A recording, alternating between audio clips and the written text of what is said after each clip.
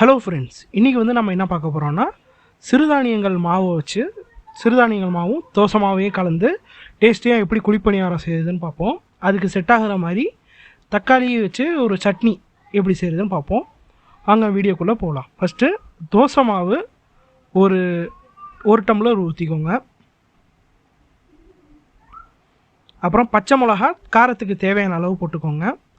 இஞ்சி பொடுசாக நறுக்கி வச்சுக்கோங்க, ஒரு இஞ்சி. அப்புறம் ஒரு பெரிய வெங்காயம் சின்ன சின்ன துண்டுகளாக நறுக்கி எடுத்துக்கோங்க. இதில் வந்து ஒரு கப்பு ரவா சேர்த்துக்கோங்க. இதில் வந்து நம்ம சிறுதானிய மாவு சேர்த்துக்கலாம். இது வந்து கடைகளில் கிடைக்கும். கம்பு, கேழ்வரகு, சோளம் வந்து மிக்ஸ் பண்ணி அரைச்சிருக்காங்க. இப்போ தேவையான அளவு உப்பு போட்டுட்டு இதை எல்லாத்தையும் நல்லா ஒன்றா மிக்ஸ் பண்ணி எடுத்துக்கோங்க.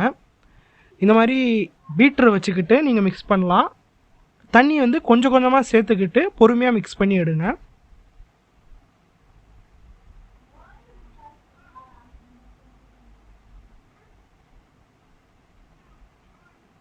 இப்போ எல்லா பக்கமும் நல்லா மிக்ஸ் ஆகி வருது. இப்போ பார்த்தீங்கன்னா பக்குவம் வந்து உங்களுக்கு இந்த ஸ்டேஜில் இருக்கணும். இதில் வந்து பேக்கிங் சோடா ஒரு பிஞ்சு போட்டுக்கோங்க. போட்டுட்டு நம்ம மிக்ஸ் பண்ணி வச்ச இந்த மாவை வந்து ஒரு 10 நிமிஷம் ஊற வச்சுருங்க. ஊற வச்சதுக்கப்புறமா ஒரு முட்டை உடச்சி ஊற்றிட்டு அதையும் நல்லா மிக்ஸ் பண்ணி எடுத்துக்கோங்க. இப்போ வந்து நம்ம மாவு ரெடி ஆகிடுச்சு. அடுப்பு பற்ற வச்சு குழிப்பணியார கல் வச்சுருங்க. கல் நல்லா சூடாகி வந்ததும் அந்த குழிப்பணியார கல்லில் இது மாதிரி ஸ்பூனில் எண்ணெய் எடுத்து ஒரு குழியிலையும் கொஞ்சம் கொஞ்சம் லைட்டாக எண்ணெய் ஊற்றினா போதும். ஒரு குழியிலையும் இந்த மாதிரி எண்ணெய் ஊற்றிக்கோங்க. நான்ஸ்டிக்காக இருந்தால் நீங்கள் எண்ணெய் கம்மியாக ஊற்றிக்கலாம். இது வந்து நான்ஸ்டிக் பேன் இல்லை.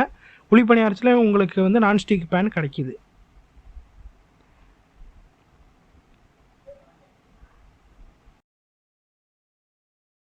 குழிப்பணியார சட்டியில் நம்ம மாவை எடுத்து ஊற்றிடலாம்.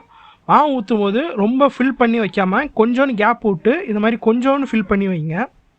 கொஞ்சோன்னு ஊற்றினா தான் அந்த மாவு உப்பி வர்றதுக்கு கரெக்டாக இருக்கும். இப்போ எல்லா இதுலேயும் நம்ம மாவு ஊற்றியாச்சு.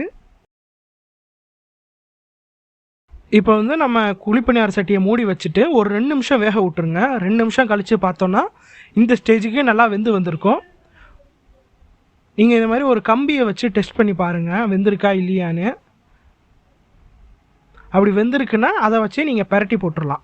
இது வந்து குழிப்பணியாரத்துக்குன்னு உள்ள கம்பி. நீங்கள் சாதாரண கம்பி இல்லைன்னா கத்தி கூட யூஸ் பண்ணிக்கலாம். கத்தியை வச்சும் நீங்கள் இந்த மாதிரி பரட்டி போட்டுடலாம். இது மாதிரி இப்போ எல்லா குழிப்பணியாரத்தையும் நம்ம பரட்டி போட்டாச்சு. இதை பரட்டி போட்டுட்டு ஒரு 2 நிமிஷம் வேக விட்டுருங்க. இது மாதிரி பரட்டி பார்த்து வெந்துருச்சான்னு டெஸ்ட் பண்ணி பார்த்துக்கோங்க. அந்த குச்சியை விட்டு பார்த்தீங்கன்னா மாவு ஒட்டிருந்துச்சுன்னா வேகலைன்னு அர்த்தம். இப்போ வந்து நம்மளுக்கு நல்லா வெந்துருச்சு. இதை நம்ம வந்து தனியாக ஒரு பிளேட்டில் எடுத்து வச்சிடலாம். அவ்வளோதான், சுவையான குழிப்பணியாரம் தயாராகிடுச்சு. இப்போ வந்து நம்ம தக்காளி சட்னி எப்படி செய்கிறதுன்னு பார்ப்போம். 3 தக்காளி, 2 காஞ்ச மிளகா, ஒரு பூண்டு எடுத்துக்கோங்க. அது எல்லாத்தையும் பொடி பொடியாக நறுக்கி மிக்சியில் போட்டுக்கோங்க. மிக்சியில் போட்டுட்டு இப்போ தேவையான அளவு உப்பு சேர்த்துக்கோங்க. அப்புறம் டேஸ்ட்டு பெட்டர் ஆக்கிறதுக்காக ஒரு ஸ்பூன் சர்க்கரை சேர்த்துக்கோங்க. இல்லை இனிப்பும் உங்களுக்கு காரமும் இருந்தால் டேஸ்ட்டும் இன்னும் கொஞ்சம் உங்களுக்கு நல்லா இருக்கும். இப்போ வந்து நம்ம சட்னியை அரைச்சி எடுத்தாச்சு. இப்போ சட்னிக்கு வந்து நம்ம தாளிப்பு செஞ்சிடலாம். இந்த மாதிரி நல்லா நைஸாக அரைச்சிருங்க சட்னியை. இப்போ தாளிப்புக்கு வந்து ஒரு தாளிப்பு கரண்டியில் எண்ணெய் ஊற்றிக்கிட்டு கடுகு, காஞ்ச மிளகா போட்டு நல்லா தாளித்து எடுத்துருங்க. அப்புறம் கொஞ்சம் கருவேப்பிலையும் போட்டுக்கோங்க.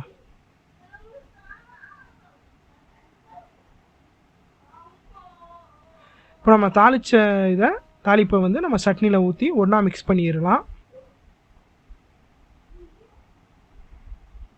இந்த சட்னி பார்த்திங்கன்னா ஈஸியான ரெசிபி தான். எல்லா இதுக்கும் சூட் ஆகும். இந்த மாதிரி ஸ்நாக்ஸ் ஐட்டங்கள், இட்லி, தோசை எல்லாத்துக்கும் சூட் ஆகும். மறக்காமல் ட்ரை பண்ணி பாருங்கள். குழிப்பணியார கார சட்னி தயாராகிடுச்சு. வீடியோ பார்த்ததுக்கு ரொம்ப நன்றி. தேங்க்ஸ் ஃபார் வாட்சிங். Bye bye.